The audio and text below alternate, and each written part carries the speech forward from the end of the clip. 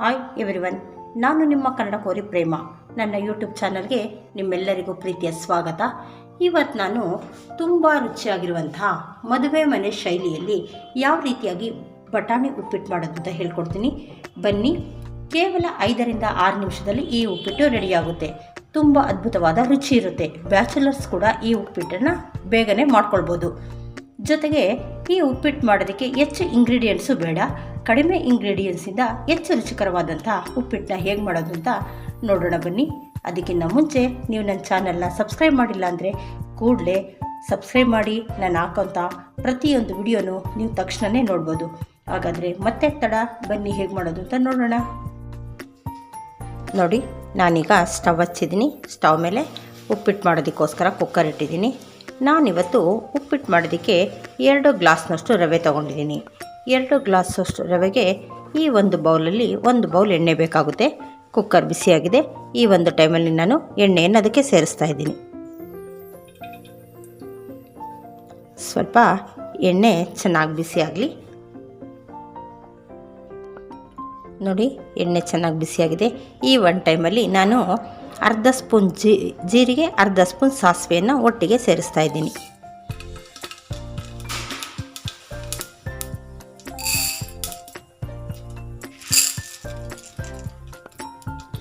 ಈ ಜೀರಿಗೆ ಮತ್ತು ಸಾಸಿವೆ ಸ್ವಲ್ಪ ಸಿಡಿಲಿ.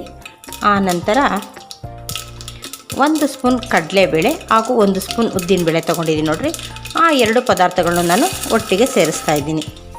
ನೋಡಿ, ಒಟ್ಟಿಗೆ ಸೇರಿಸಿ ಸ್ವಲ್ಪ ಫ್ರೈ ಮಾಡ್ಕೊಳ್ಳೋಣ. ಇವೆರಡು ಚೂರು ಬ್ರೌನ್ ಕಲರ್ ಬರಲಿ.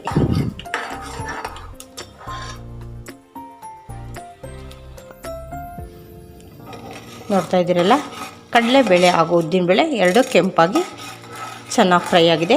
ಈಗ ನಾವು ತೊಗೊಂಡಿರೋಂಥ ಪದಾರ್ಥಗಳನ್ನ ಒಂದೊಂದೇ ಸೇರಿಸ್ತಾ ಹೋಗೋಣ. ಒಗ್ಗರಣೆಗೆ 1-2 ಒಣಗಿದ ಮೆಣಸಿನ್ಕಾಯಿನ ಹಾಕ್ತಾಯಿದ್ದೀನಿ. ಜೊತೆಗೆ 1-2 ಹಸಿ ಮೆಣಸಿನ್ಕಾಯಿನ 2 ಸೇರಿಸ್ತಾ ಇದ್ದೀನಿ. ಈಗ ಇದು ಸಾರಿ ಸ್ವಲ್ಪ ಒಗ್ಗರಣೆಯಲ್ಲಿ ಫ್ರೈ ಆಗಲಿ. ಆ ನಂತರ ನಾನು ಇದಕ್ಕೆ 2 ಈರುಳ್ಳಿಯಷ್ಟು ಕಟ್ ಮಾಡಿಟ್ಕೊಂಡಿದ್ದೀನಿ. ಆ ಈರುಳ್ಳಿ ಪೀಸ್ನು ಕೂಡ ಈಗಲೇ ಸೇರಿಸೋಣ.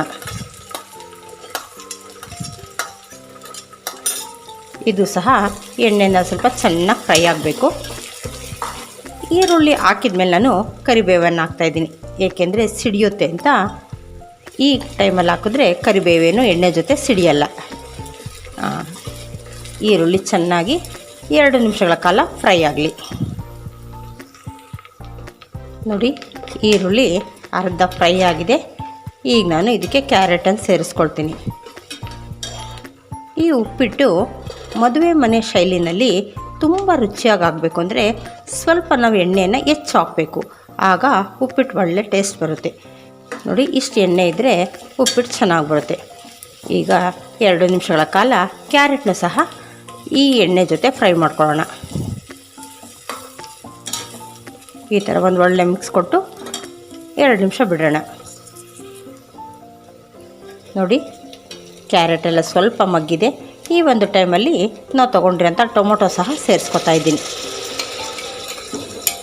ಇದು ಸಹ ಎಣ್ಣೆಯಲ್ಲಿ ಸ್ವಲ್ಪ ಬಾಡಲಿ.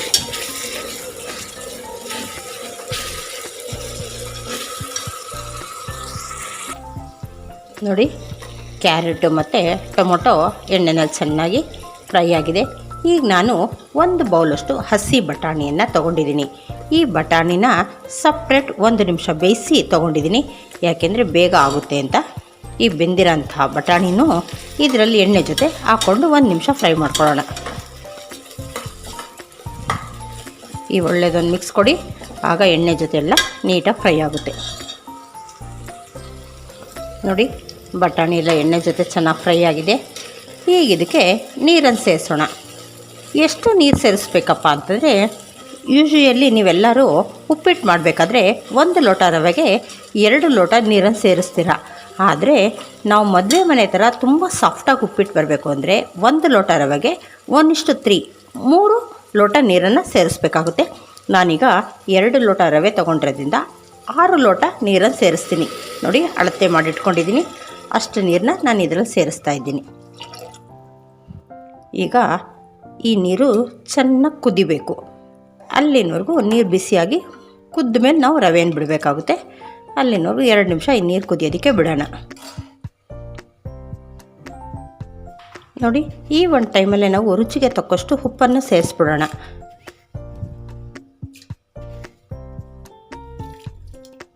ಯಾಕೆಂದರೆ ತರಕಾರಿ ಜೊತೆ ಎಲ್ಲ ಉಪ್ಪು ಹತ್ತುತ್ತೆ. ಈಗಲೇ ಸೇರಿದ್ರೆ ತರಕಾರಿ ಎಲ್ಲ ಉಪ್ಪಿನ ಜೊತೆ ಮಿಶ್ರಣ ಆಗಿ ಉಪ್ಪಿಟ್ಟಿಗೆ ಒಳ್ಳೆ ಟೇಸ್ಟ್ ಬರುತ್ತೆ. ಹಾಗಾಗಿ ನಾನು ಉಪ್ಪನ್ನು ಸೇರಿಸಿದ್ದೀನಿ. ಈಗ ಒಂದು ಕುದಿ ಚೆನ್ನಾಗಿ ನೀರು ಕುದೀಲಿ. ನೋಡ್ತಾ ಇದ್ದೀರಲ್ಲ, ನೀರು ಯಾವ ರೀತಿ ಮಳ್ತಾ ಇದೆ. ಈ ರೀತಿ ಕುದಿಯೋವಾಗ ಮಾತ್ರ ನಾವು ರವೆಯನ್ನು ಬಿಡಬೇಕು.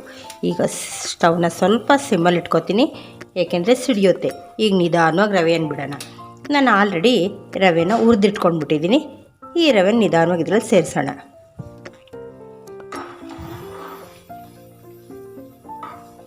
ಈ ಥರ ಸ್ವಲ್ಪ ಸ್ವಲ್ಪ ಹಾಕ್ಕೊಂಡು ಬಿಡಿ, ಇಲ್ಲಾಂದರೆ ಗಂಟಾಗ್ಬಿಡುತ್ತೆ. ಪೂರ್ತಿ ರವೆನ ಇದಕ್ಕೆ ಸೇರಿಸಿದ್ದಾದಮೇಲೆ ನೀಟಾಗಿ ಒಂದು ಮಿಕ್ಸ್ ಕೊಟ್ಟು ಸ್ವಲ್ಪ 1 ನಿಮಿಷ ಇದು ಬೇಯಬೇಕು. ನೋಡಿ, ಈ ಕನ್ಸಿಸ್ಟೆನ್ಸಿಲಿರಬೇಕು. ಆಗ ಉಪ್ಪಿಟ್ಟು ನಮಗೆ ತುಂಬ ತೆಳುವಾಗುತ್ತೆ, ತುಂಬ ಸಾಫ್ಟಾಗಿ ಕೂಡ ಆಗುತ್ತೆ. ಈಗ ನಾವೇನು ಮಾಡಬೇಕು ಅಂದರೆ ಈ ಟೈಮಲ್ಲಿ ಇದಕ್ಕೆ 1-2 ಸ್ಪೂನಷ್ಟು ತುಪ್ಪವನ್ನು ಸೇರಿಸೋಣ. ಏಕೆಂದರೆ ಉಪ್ಪಿಟ್ಟು ತುಂಬ ಸಾಫ್ಟಾಗೂ ಬರುತ್ತೆ, ರುಚಿಯಾಗೂ ಬರುತ್ತೆ.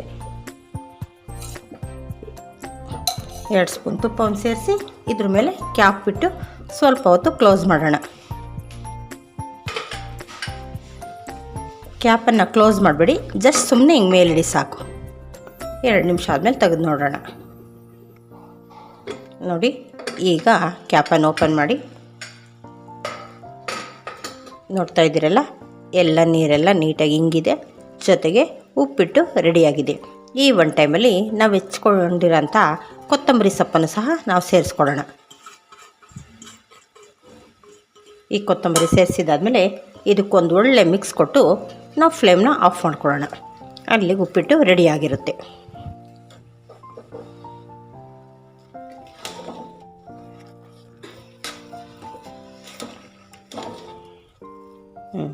ಈ ರೀತಿ ಎಲ್ಲ ಒಳ್ಳೆಯದನ್ನು ಮಿಕ್ಸ್ ಕೊಡಿ. ಅಲ್ಲಿ ನೋಡಿ ಎಷ್ಟು ಸಾಫ್ಟಾಗಿದೆ ಅಂತ. ಮದುವೆ ಮನೇಲಿ ಮಾಡೋ ರೀತಿಯೇ ಇದೆ. ಈ ರೀತಿ ನೀವು ಉಪ್ಪಿಟ್ಟು ಮಾಡಿದ್ರೆ ಎಲ್ಲರೂ ಇಷ್ಟಪಟ್ಟು ತಿಂತಾರೆ. ನೋಡಿದ್ರೇ ತಿನ್ನಬೇಕು ಅನಿಸುತ್ತೆ. ನೋಡಿ ಎಷ್ಟು ಸಾಫ್ಟಾಗಿ, ಎಷ್ಟು ಮೃದುವಾಗಿದೆ. ನೋಡ್ತಾ ಇದ್ದೀರಲ್ಲ, ರುಚಿಕರವಾದ ಬಟಾಣಿ ಉಪ್ಪಿಟ್ಟು ಸವಿಯಲು ಸಿದ್ಧವಾಗಿದೆ. ನಿಮಗೂ ಎಲ್ಲ ಈ ರೆಸಿಪಿ ಇಷ್ಟ ಆಗಿದೆ ಅಂತ ಭಾವಿಸಿದ್ದೀನಿ. ನಿಮ್ಮೆಲ್ಲರಿಗೂ ಈ ರೆಸಿಪಿ ಇಷ್ಟ ಆಗಿದರೆ ಲೈಕ್ ಮಾಡಿ, ಶೇರ್ ಮಾಡಿ, ಸಬ್ಸ್ಕ್ರೈಬ್ ಮಾಡೋದನ್ನ ಮರಿಬೇಡಿ. Thank you.